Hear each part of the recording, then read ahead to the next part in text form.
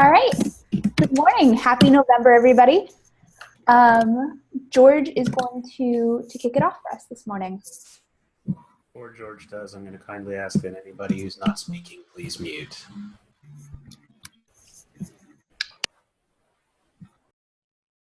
Okay, I'm going to try to go real quick. So first, contributor cheat sheet to, so I did a pull request on a cheat sheet of URLs and stuff for the project that feels like I use all the time but always forget. So I started to do that.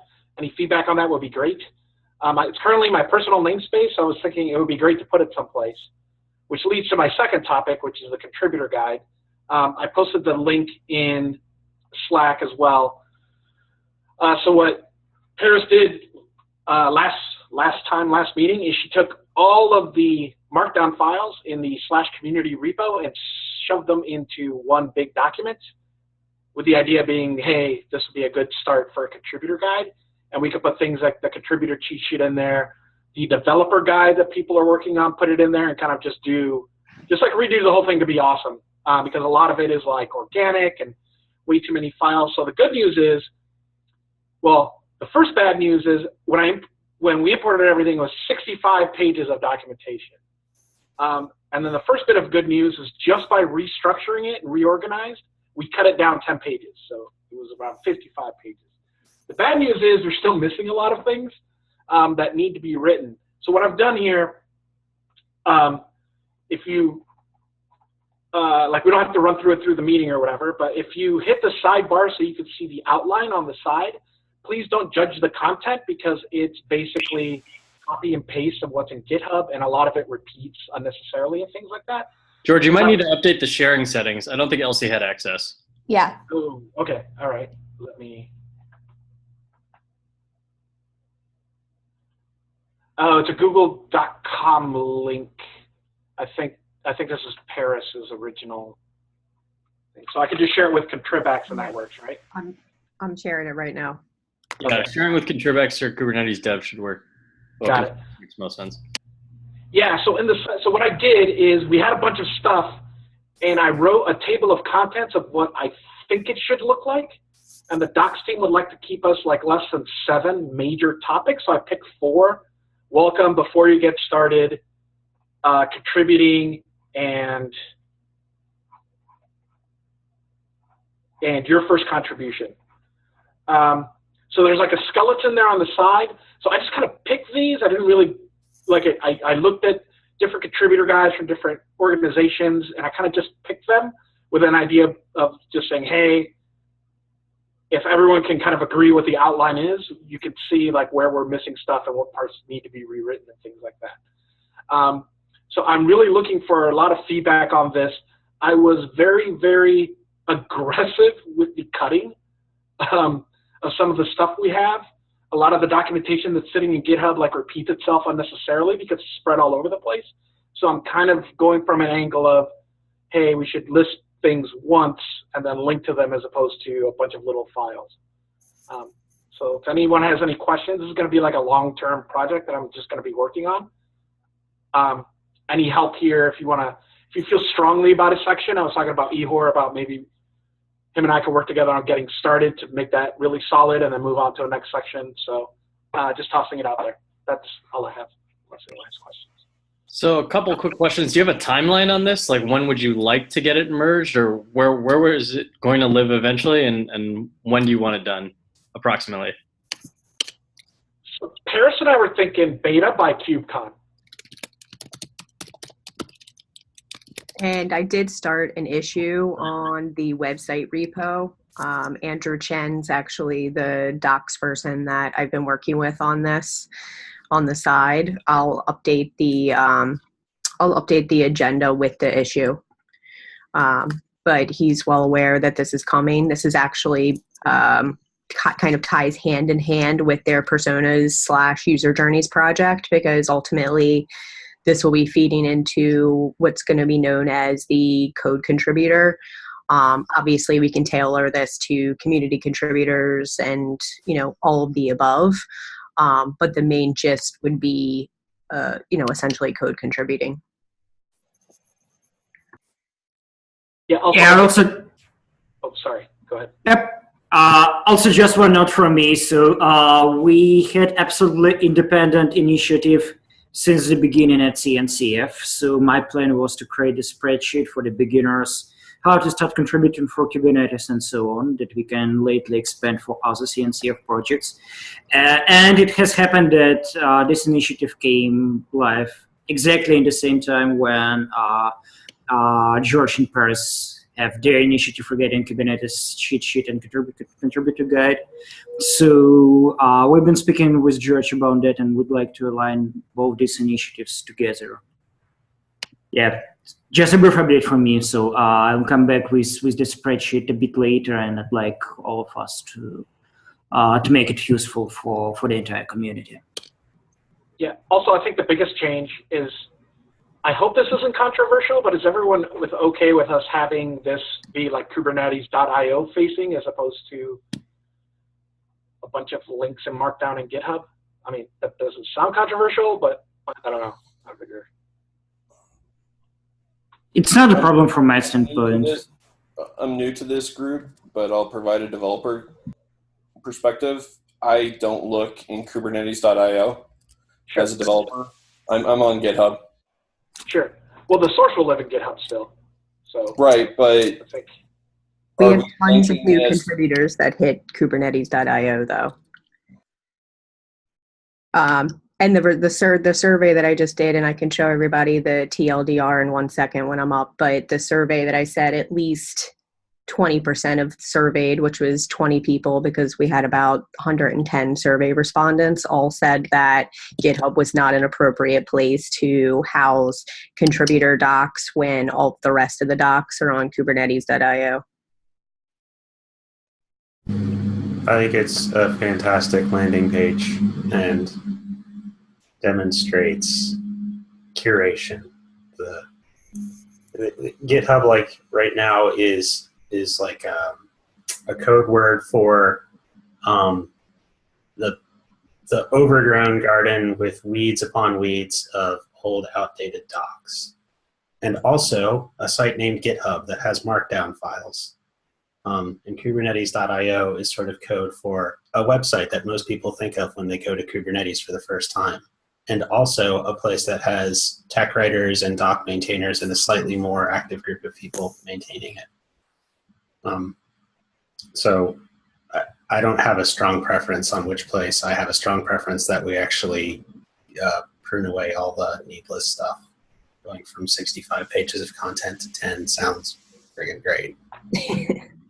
And typically, I think GitHub, typically, like, I'll just speak as somebody who was taking the Certified Kubernetes Administrator exam back in the day. Like, I most often went to Kubernetes website and used the search drop-down box, which uses Google to search the website. And that got me to examples far more quickly than going to the Kubernetes repo and searching for buzzword of choice.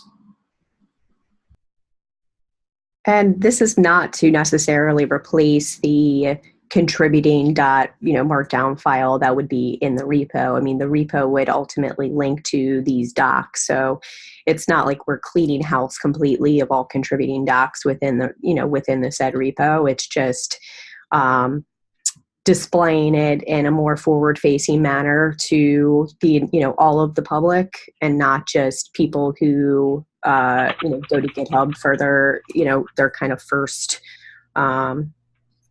their first action, if you will, as a contributor. So yeah, plus I'm sure Kubernetes dev itself will have a nice conversation around this. This is just a start. It's not like I'm deleting a bunch of stuff tomorrow. So just eager to kickstart a process. Okay. I had a quick question on this. You took the entire contrib folder and turned that into a doc. Okay, this makes sense. Yeah. Wait, say that again, Erin? The entire contrib folder in Kubernetes community got turned into a Google Doc, right? So you're talking about reorganizing that entire folder. Yep, exactly. Mm-hmm. Not the design proposals part of that, right? No. Okay. No. Cool. Merely the how we work kind of documents. Cool. The other question I had, Paris, I know that you were also talking with SIGs on creating their own contributor guides? Is that going to be like a kind of like a complement to this? I mean, they would ultimately be housed within this document as well. I mean, the only reason why I think that every SIG should have their own contributing guide, and I mean it in a very short, summarized way, is because I know each SIG does have minor differences as far as their contribution process and kind of like how they operate. So it's important that if there's differences, then they should have a contributing guide. I mean, look to like SIG CLI, for instance, or storage or multi-cluster. Those three do have guides. And you can see kind of the differences, like the minor minutiae that they have between like our mega guides. And it's like how to get started within SIG CLI, for instance. So, I mean, those things would be included ultimately on these master guides. Definitely probably next year. I'm not going to say this year, but next year we can also deal with the problem of how people find SIGs and how do people join SIGs. And then ultimately that would flow into that kind of a problem statement. Okay, I'm going to walk back my earlier statement just a scooch in that I think the contributing.md files should be totally self-sufficient to tell a developer what they need to go through to get their pull request, get their code into Kubernetes. So I think the sundry like opinions and potential setup guides for your developer environment and best practices and all that stuff, right? I don't particularly care where that lives, but just I wish I could point to a rule that says this, but my opinion is that the contributing.md file should be relatively self-sufficient for somebody who wants to contribute code. So, and again, I'm looking at Kubernetes contributing.md, which says it's a big topic. Yeah, I know that needs to be improved. But is this just to get into Kubernetes or into any repo? Because like Paris was saying, each repo, we like to be consistent, but each repo has slightly different practices. Yes, they do. I mean, this would ultimately be a Kubernetes general project umbrella, what you're seeing on kubernetes.io, and then ultimately there would be verbiage in there that would tell them where to dig and where to look and where their resources would be to go to those different channels. I don't know. That's kind of where my thought process was. Yeah, so I talked to Joe from SIG. Oh, sorry. Garrett, you made the point about other sub-projects doing their own thing, I think. That was you? Yes. Yeah, COPS, for instance, does not have a formal design process like Kubernetes has. So that's a perfect example where if I was a developer and I was following the Kubernetes guide, I would go into community, put in a design proposal to get into COPS, but that's not how it works. So I think I have an answer. So that's where the per SIG guide makes sense, right? Like we can, the per SIG guide should probably clarify things that are different from the main guide. Yeah. Right, also, but that's here's that sub-project. So I talked to SIGAR just specifically about this, and they basically told me they're kind of in the process of thinking about incubation and the processes for things like COPS that aren't like core. So I've imported all the incubation stuff, and then I just kind of left it there, kind of pending outcome of what they decided. Yeah, incubation is kind of a hairy topic. Yeah. We were supposed to spend the whole first steering committee meeting talking about our top 3, and we only talked about incubation. And I can't say that we have any more or less clarity. I would, like, whatever the core Kubernetes effort is, that's probably going to have to follow the core Kubernetes way. So the whole like Kubernetes extension proposal thing will probably apply to anything that's considered core Kubernetes. And however we define things that are not core Kubernetes, that are in the broader ecosystem, are probably free to make whatever kind of sausage, however they feel free to make sausage, right? Much like a CNCF doesn't particularly dictate how its individual projects run, though it does mandate certain requirements for a project to graduate from incubation status to a full-fledged project, which Kubernetes is the first one that I think is, I'm not sure we've actually graduated yet, but we're getting ever closer. Anyway, I want to hand back to our moderator because I think we're running long on this one topic. Yeah, Paris has our next topic, which is the contributor ladder mentoring. Speaking of running long. Paris, can I interrupt you real quick? Yep. I just want to make a decision on that thing. George, I think a lot of people have mentioned that they love the idea for the contributor cheat sheet, and you kind of glossed over it real quick. I agree that it needs to live somewhere. We all have a ton of links that we visit regularly. I saw that Chris Blecker is on the call as well. I think you kind of own the community repo or updates to the SIG files. Is there any way we could put that somewhere in the community repo or someplace discoverable? Because that list of links, I think, would benefit a lot of people. Yeah, I could propose to put it wherever Chris wants. He's always approving my stuff, so I'll do whatever. Cool. Maybe you guys can work on that offline. I just want to make sure that moves forward. Okay, yeah, absolutely. Cool. Go ahead, Paris. Sorry for interrupting. Yeah, that's fine. Can you pass me the host privileges? I just want to share my screen really quick. Yep. You should be able to share your screen now. Awesome. And all right.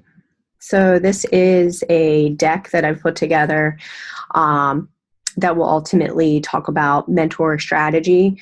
I don't want to send this out just yet. I need to finish my sites.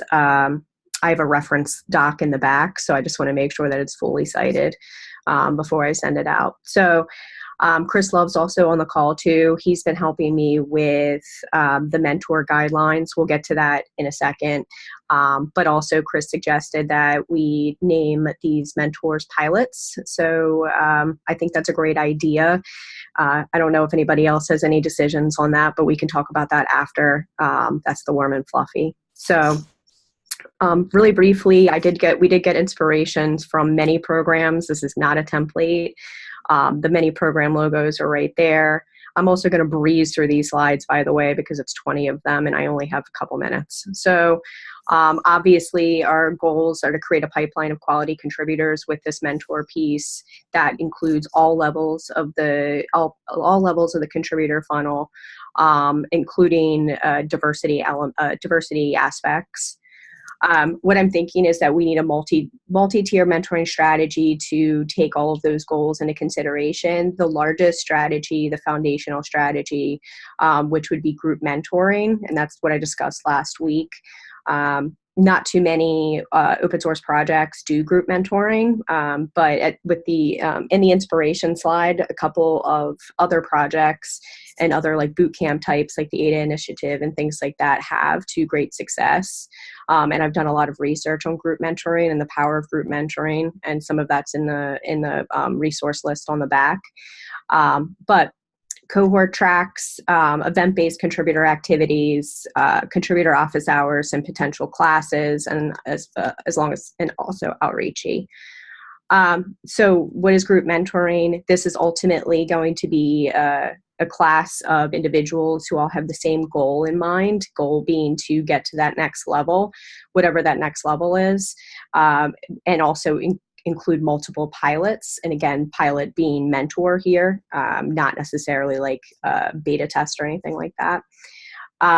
And they would essentially be learning together with individual goals in mind. Benefits of group mentoring is that we all have clear goals, again, that they're all working towards the same thing. We all have the same objectives and the same timelines. Peer mentoring is a major benefit for both mentors and mentees. And then also sharing time commitments and responsibilities between the mentors. Why not one-on-one? I hear that often. One, because one-on-one doesn't necessarily scale. And if we're looking to scale up rapidly for whatever reason, for whatever goal, then group mentoring, if we have 10 mentors in a class and only 10 mentees and then only 3 mentor/pilots, you can see the scale right there. Time, we always hear from both mentees and mentors that time for that kind of relationship is strained. The survey that I ran, and again, I'll put the TLDR executive summary in the release notes, not release notes, in the agenda today. one of the major things that came up was people that have actually asked for mentors, and mentors have unfortunately said that they just don't have the time. And of course, what's been, news within the last few years about one-on-one mentoring is that forced mentoring relationships can often be toxic. The QZ is just in reference to a reference that I have on the back. So how would one be a pilot in this situation? Or what is a pilot in this situation? It's obviously somebody that's displaying the principles of the project. They believe in the growth of the contributors. They understand the community membership process, which is a markdown file in the community repo right now. And then, of course, be the level of the group goals. So, for instance, if the cohort is a bunch of new members that are going to member status, then the pilot ultimately has to be at least a mentor. And we actually prefer not to have SIG leads due to already busy schedules, and because if you're looking to grow your individuals, this would actually be a really great growth opportunity for someone to be a pilot. There's the expectations. Again, I'll put this deck out in a few hours, but the pilot expectations are there, and Chris has put in a lot of work to that. So definitely thank Chris on that piece. And then, so how would one be and what is a mentee in this situation? Oops. Obviously, they're interested in more structured learning, not necessarily somebody that wants to just read the contributor markdown files in the community folder, desired a shortened learning curve, want to meet others with similar goals, strong interest in growing Kubernetes and your role in it. Ideally, these people would be filling out a contributor info form.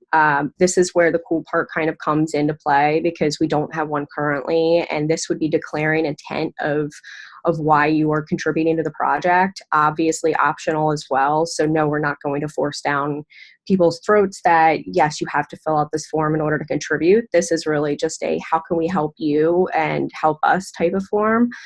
But other ideas that we had would be to auto trigger it from a bot or a bot after their first time contribution into the project, so we get a good sense of who they are, what they're doing, why they're doing it. And then also I did put together an expectation / guidelines that was similar to the pilot expectation and guidelines too, that you can check out in there.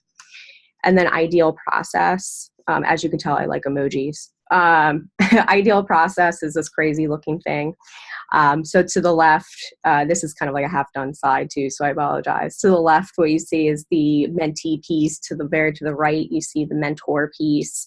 And then the middle is the combined effort, which would be the actual mentoring.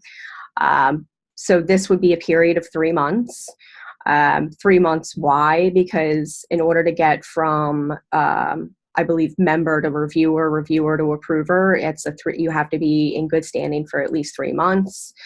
And that's just kind of like what a good structure of the program should be, so that each week when these mentors are having stand-ups and things like that with these mentees, ultimately they would be going through different development exercises, like how to give a good code review how to give good code review feedback, how to communicate within the project, etc. So this is kind of what I need from everybody on the call right now, because what we're going to be doing is going through this beta test, and the beta test is going to have a predetermined group of mentors and mentees. Why? Because it's a beta test, and I just want to see if this whole structure and process is going to work within our culture, and again, our processes. So what I'd like to hear is, what should we focus on first? Should we focus on new contributors to members, members to reviewers, and reviewers to approvers? Erin showed us the dev stats in the last major community meeting. And it looks like we do have a lot of human roadblocks at the approver stage. So it might be good to have the beta test cover reviewer to approver to see if this would be something that would work. However, that would be obviously a lot harder and a lot less structured for learning, since reviewers already know a lot about the governance and how things work. So this would really be a, how to massage their communication out and things like that. let's see, some ops details that we have here. They would be doing their day-to-day in a private Slack channel. Again, this is because of the peer mentoring element, the feeling like there's a safe space to ask very small questions. And the pilots obviously are included in this. Weekly stand-ups would be used as issue grooming, depending on the level. So, I mean, if they're new members, then obviously these mentors need to put time into issue grooming. They would be covering a weekly, like I said, a weekly topic, like one of the following there listed. And this is definitely a work in progress, but rewards and recognition, like what kind of recognition are these people going to be getting? They are devoting their time, so that is a crucial piece. And what kind of rewards would they be getting as well? Just some of the things that I had on here is like blog posts and tweets, and then rewards. These people would be having insights into other SIGs and how their SIG processes work. So we're going to be ultimately graduating a class of people who are probably more well-rounded than usual, but also still specialize in that special SIG that they're going to the next level in. And of course, who doesn't like swag? So the next tier outside of just group mentoring that I think we need to have, and this is some like really quick wins for us, is contributor office hours. That would match Georgia's current user office hours, thinking second Wednesday of every month, open forum about contributions. And a long-term strategy is we could actually do videos on like kind of classes, if you will, of videos that would be trends of questions that we would get and things like that. And we could host them in several different places. Outreachy, we actually just piloted. Oh, hey, hold on. My light just went out. But anyway, oh, well, I'm in the dark. So Outreachy is a program that is a third-party program where they pay interns who are underrepresented in the open source space a stipend. CNCF has actually stepped up and said they'll pay for our first one to see how it goes. So we actually just selected someone last night. We have yet to hear back from her, unfortunately, today, though. It's only been a couple hours. But that's through SIG CLI, and Phil and Sean are actually going to be mentoring that individual together to see how that goes. And that's a semester-based type program. And we're really excited about that to see, what that could potentially give us. We had, by the way, we also had like 15 awesome applicants, which was really amazing. We got a lot of really great press out of it. And Kubernetes had a lot of great, a lot of great things to say from people. Event-based mentoring activities, these are long-term strategies. I'm not necessarily going to go through this slide into too much detail, but thinking contributor workshops, like Go's had one recently, speed mentoring at events, and then also in both of those, that would include some kind of mentor training as well. Here's my timelines. So group mentoring has its own timeline since it's such a beast. Present today, obviously, and get your feedback about, what you think of the program is like, and also where you think we should start. And then ultimately launch pilot right before KubeCon, and then ideally launch something that's more finessed and more well-documented sometime in January. And then, of course, the other strategies on the right over there. And then my favorite slide is we need help, especially Chris. He would love some help on the mentor guides, and he can definitely fill you in on what he's thinking there. He's on the call right now. I'd love some help on the mentee guidelines as well. Topics to cover for each type of cohort, meaning like what development areas we should be covering. I need contributors for contributor office hours once a month. I'd say about 2. And then, of course, more interest in Outreachy for next semester. And that's it. We're done. Any questions? I just flew through that, so I apologize. My quick gut feeling is that members to reviewers is probably the right place to start, because if I think about reviewer as somebody who can LGTM, and if I look at the owner's docs and see how that talks about LGTMs are about general code sanity, code etiquette, I think you can learn a lot about general etiquette through the pull request process. How's it appropriate to phrase your feedback? What sorts of things should you be nitpicky about? What sorts of things don't you care about? Whereas approvers, I feel like each individual SIG, much like each individual project, probably has like its own way of doing things, and you're going to have a much tougher time herding the SIGs to a consistent reviewer to approver process. I see no reason why we can't, as a community, apply pressure to the existing set of approvers and say, hey, you're a bottleneck, what do you want to do about that? But I think in terms of steering people in a consistent direction, member to reviewer seems to have the most impact to me. That's just totally my gut. Thanks, Erin. Does anybody else have any other input they want to give on that? Chris, did you want to touch base on the, training mentors type of idea that you were talking about? Yeah, one of the things that I've noticed in most mentoring programs is you don't have mentors for the mentors, and I think that's a real challenge in and of itself. So we need to find a couple people for the initial beta that are going to mentor the mentors, and we need to get a sign off on exactly which segment we are mentoring initially. I kind of have a stream of consciousness on the mentoring guide right now. In some parts, still a work in progress. So nice deck, by the way. Paris.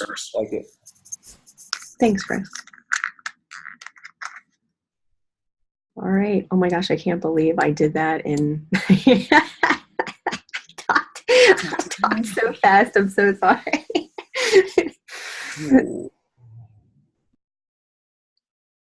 And okay. Like I said, give me an hour and I'll put this in the agenda. I just need to recite it and clean up some things.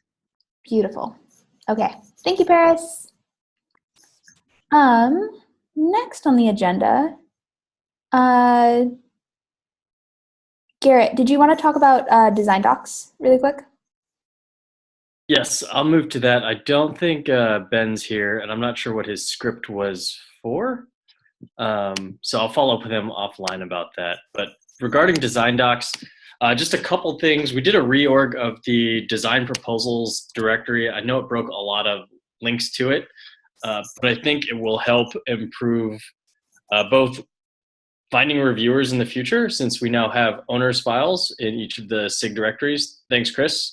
And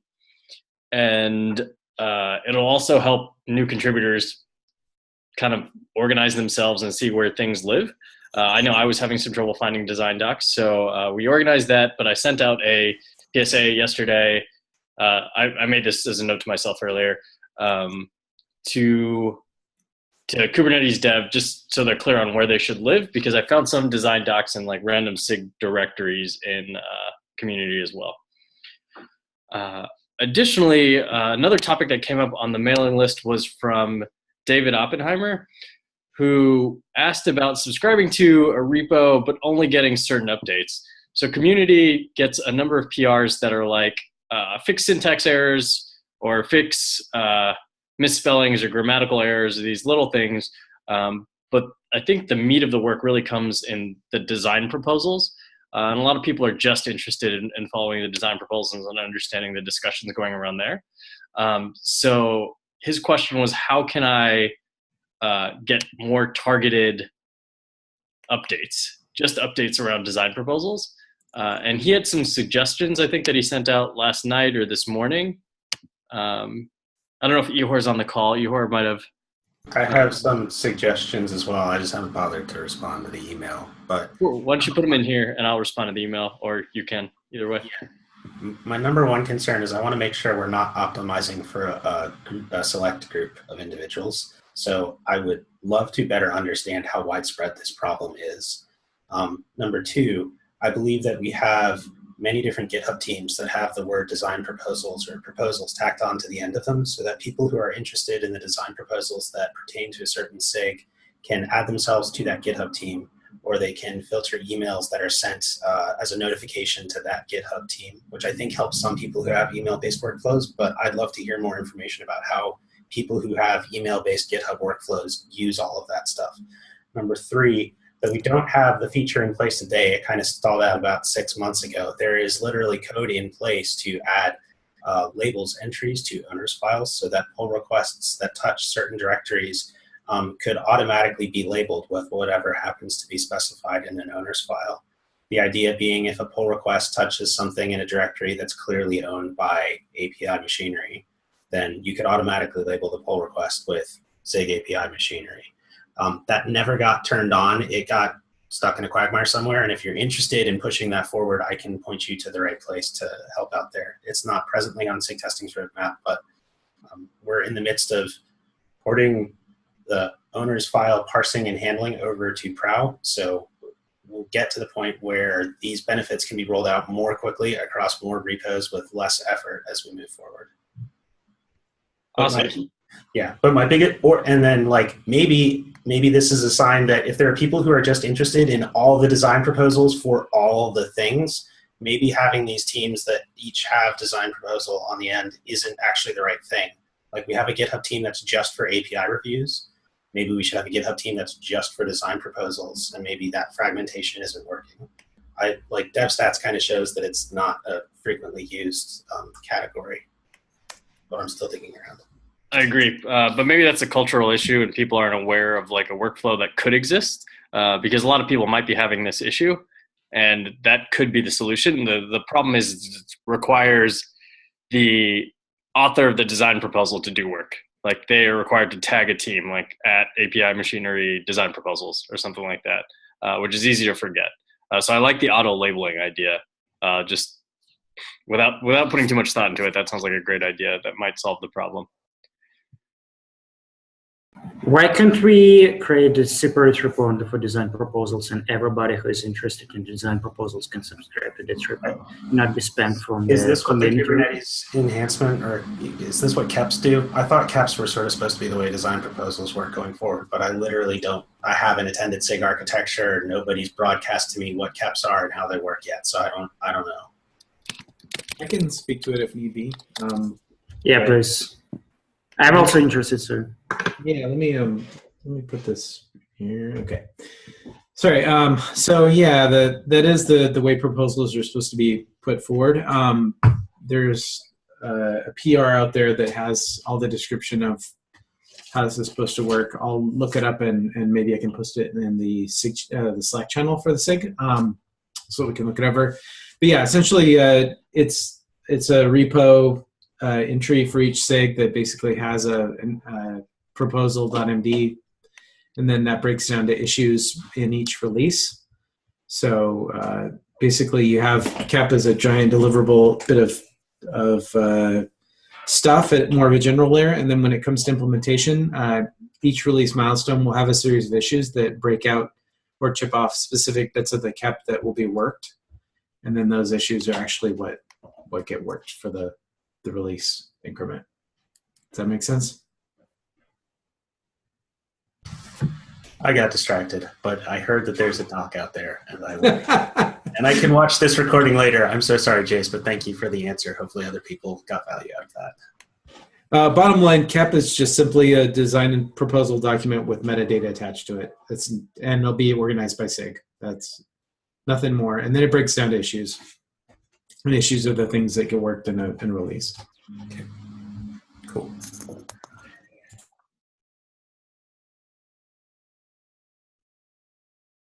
Great.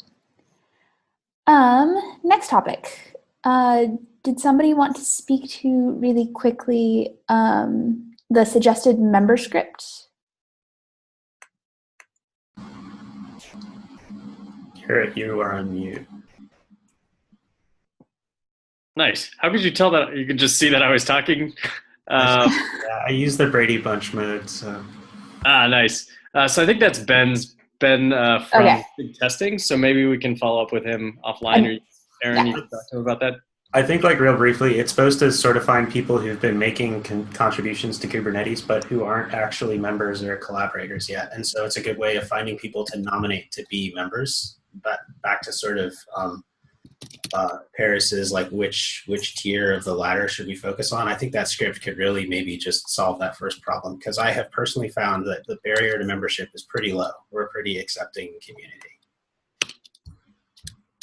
A lot of people just don't know that it's a thing they can do. So I think it's kind of cool to be reached out to. Sweet. Garrett, do you want to talk about streamlining typo fixes? Yeah, so I feel like this is a painful topic that comes up pretty often, in that there are so many of these typo fixes and they should be really easy to deal with. I've seen people suggest auto-closing them, but I don't know if that's necessarily the right answer. If we look, I just did a quick search on like the extra small PRs. If you click that link, extra small PRs that aren't cherry picks, and you'll see things like ignore trailing period or fix grammatical problem, these little tiny changes. And right now it's very painful sometimes to get them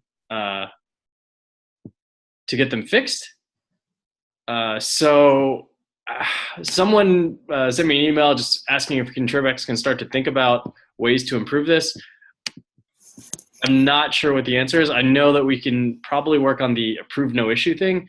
The link that I posted when I said this kind of stuff's painful, it's a like tiny syntax error syntax error in a comment. I think it's an apostrophe, and I don't know how many comments on it. There's 17 comments on it. It took like a top level reviewer or something to approve it with no issue. So that's not what we want. We need to make this process easier to fix little things like that without wasting a lot of people's time, because that kind of overhead I think really does slow us down. I guess these should be like tracer bullets that I would totally suggest that a new contributor submit a typo fix PR. I have zero problem with this. All this does is highlight the fact that our process is really clunky and we are bottlenecked on approvers. I really think if we grew the approver pool, that we could totally get these typo fixes through. The particular this is painful thing is like people who don't have approval rights are attempting to approve the PR. People who aren't going to make a difference are trying to move the PR forward. Only at the very end does Yuhu Zhang like get it, because the person just like spammed random names. They didn't know that they should look at the owner's file. They did. They copied the entire owner's file. Okay, there you go. But like our owners aren't responsive enough. And like I just think making our owners more responsive rises the tide and raises all boats, as opposed to saying that we should just automatically close or automatically push through small typo things, or we should just as a policy not allow typo. I don't. I'm with you. I don't think we should ban those. Like that's kind of a bad sign for our process. You're right. These are the things where like code really isn't changing, so it is the most obvious highlight of everything else that is wrong with our process. Making these goes away does not fix our process. Yeah. I'm not suggesting we make them go away. I don't think we can, or it's a reasonable idea. Yeah. But how do we grow that reviewer pool or the approver pool? Like that is a deeper topic. So I think your query is great, right? That's a good set of like pretty small PRs that people who are interested in being reviewers can do, and then maybe reviewers are supposed to be taking on the practice of nagging a potential approver or something. I feel like this lines up pretty well with Dim's email the other whenever ago. That like we seem to have a lot of pull requests that are open and needs okay to test, and like they're just kind of sitting there. So you have put together a query for another batch of they should be really easy win PRs. What can we do to push them forward?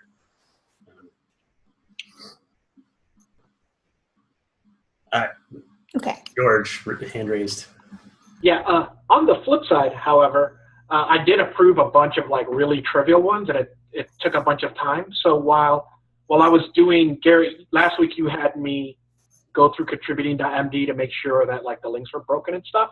I have a PR, and I took the time to add a trivial edit section to contributing.md, and it's in the PR. I put in there that kind of is a collaborative, like, hey, don't just spell fix, but like, is there anything else on this file that you can fix? And I kind of like stole it from Stack Overflow, because they have a strict policy on trivial edits, they call it. But it kind of encourages people, hey, don't just fix one thing. Look at the whole file and see if it makes sense. You know, not that we shouldn't encourage people to fix things, but you know, I did find that it was sometimes there was this person who was just clogging up. You know, and they meant well. I didn't like yell at them or anything, but I figured, hey, you know, if you tell them, hey, try to make a bigger chunk, that might. That's fair, and it's tricky. Like I mean, I am ethically against somebody just submitting PR after PR after PR if they're all typo fixes. That's not the intent here. But you definitely need it as an on-ramp, and you need it as a tracer bullet to make sure that everything's generally working okay. Yeah. I agree. Yep. I'm looking forward to Quentin's proposal to measuring contributor value, if there's any way that metric could be useful to us. But like for me, generally speaking, when I have the time to go through and review and I see these typo PRs, like if it's a name I recognize or if it's not a first-time contributor, I'm going to go see like, hey, what else have they done lately? Just to see what I'm working with.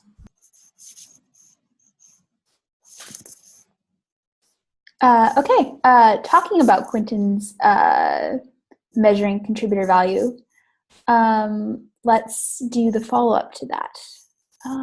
Does somebody want to speak to that? Yeah, he's just said he's blocked on time. I emailed him yesterday just to reach out and see if he needed any help or wanted to collaborate at all. He said he's working on his first proposal and he'll share it with us shortly, but he is kind of blocked on other things right now. Cool. Okay. The community update tomorrow. Do people have feelings about what we should be talking about there?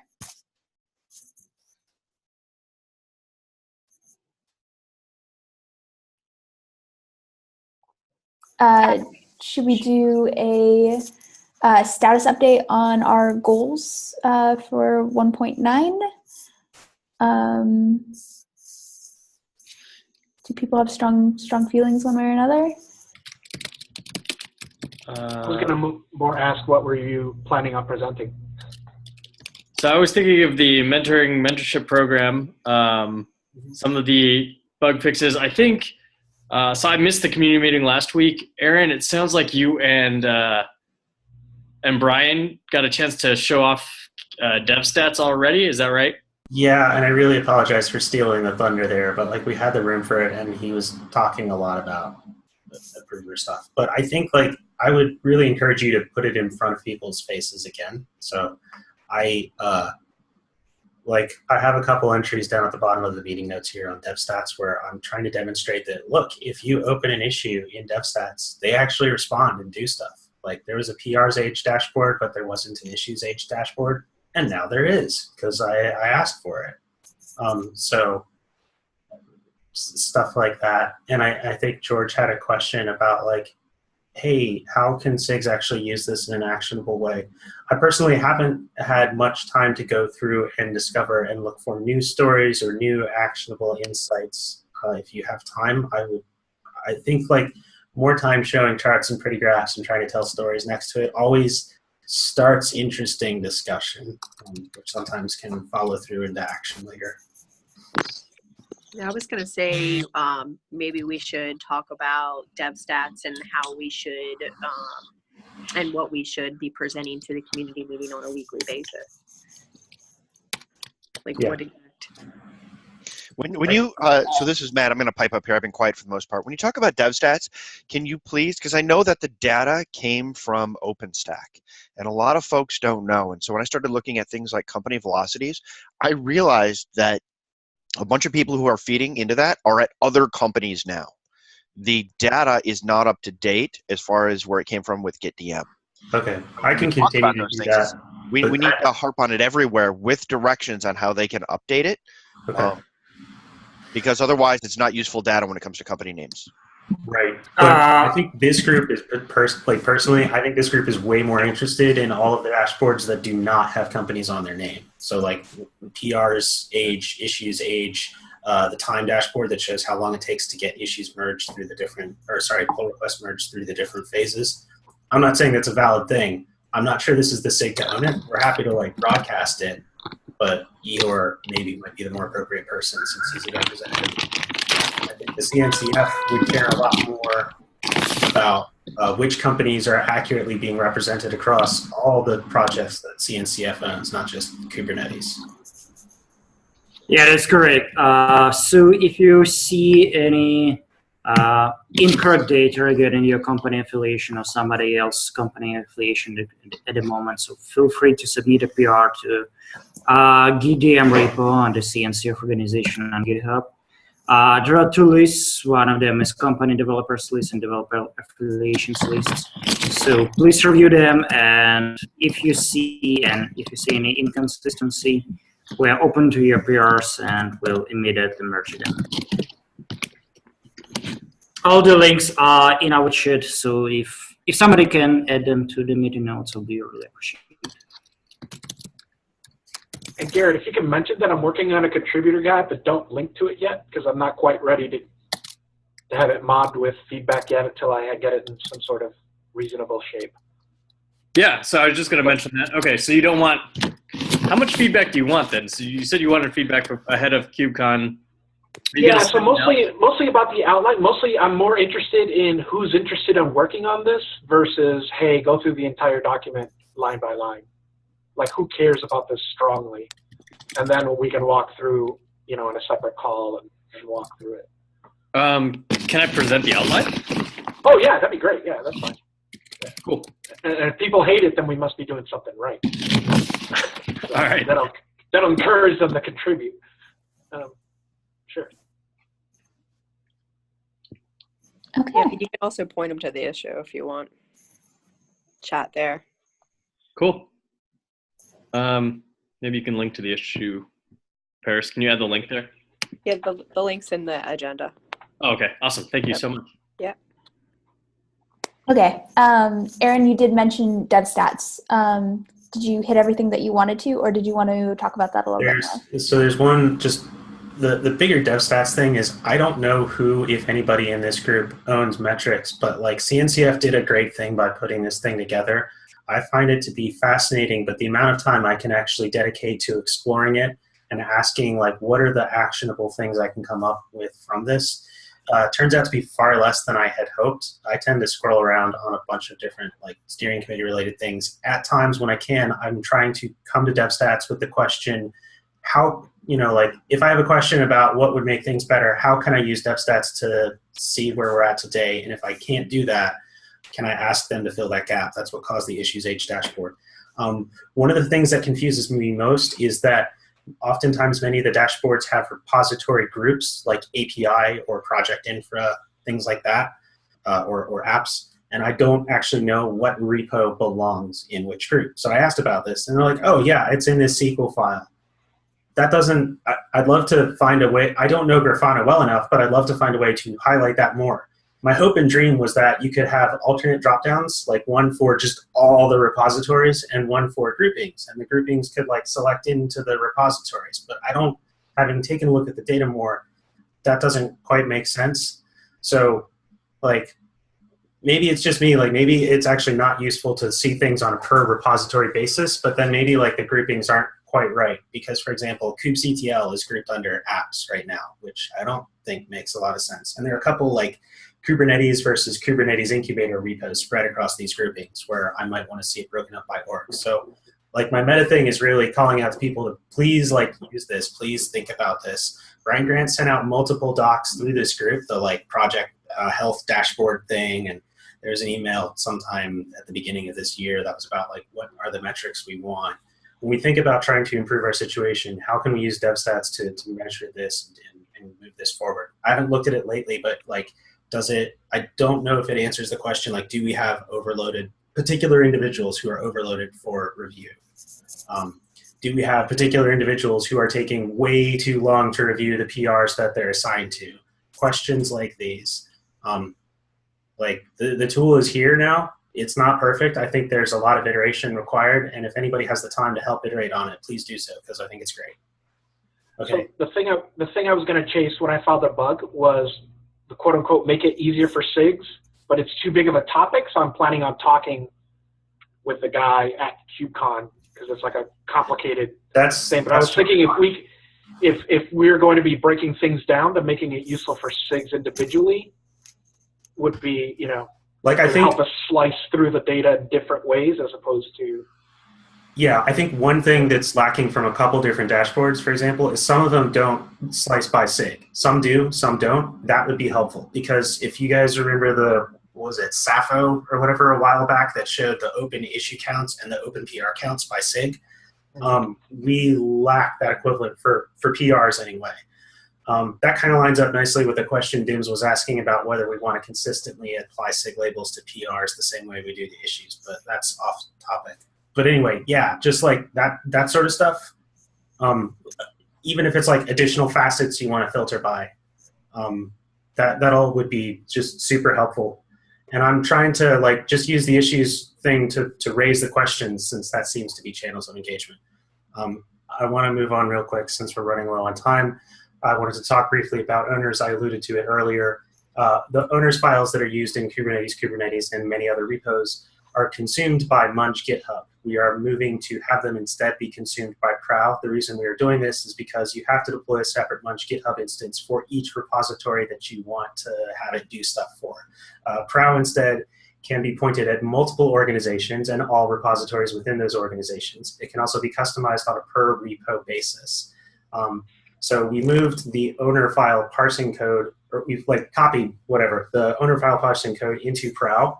And then there are a couple different plugins that rely on owners files that we're starting to use. So apparently Christopher just said like the thing that auto labels pull requests based on owners files is actually live in Prow.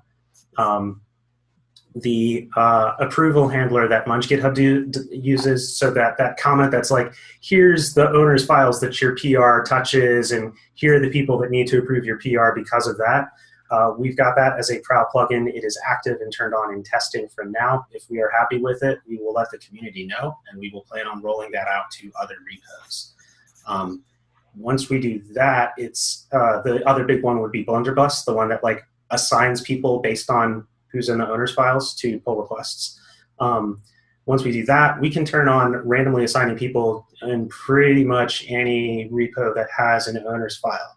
So I've been trying to go through and touch every single repo that has an owner's file, because many of them still use a deprecated assignees field, which doesn't make any sense. We want to remove the assignees field. It's basically the same thing as having an owner's file that just has approvers. So I gamed the system. I created a small PR across almost every repo in our organization. I'm the problem right here. But it's also been a useful experience to understand which repositories request that I sign my commits, which repositories are using Travis for CI, which repositories are being super responsive, which repositories are having a more involved discussion about what this change means. So it's been interesting in that regard. I would anticipate to hear more from SIG testing about this as we progress, but we can start like using owners files more however it suits you. Not everybody has to do the approvers reviewers thing, but we can definitely use it to like spread the load a little bit more easily. And I'm done. Beautiful, right on time. Okay, thank you for joining today. I will have the meeting posted on YouTube shortly. Have a great rest of your week, and see you on the 15th. Cool. Thanks, everyone. Where we're run. Thanks all. Bye.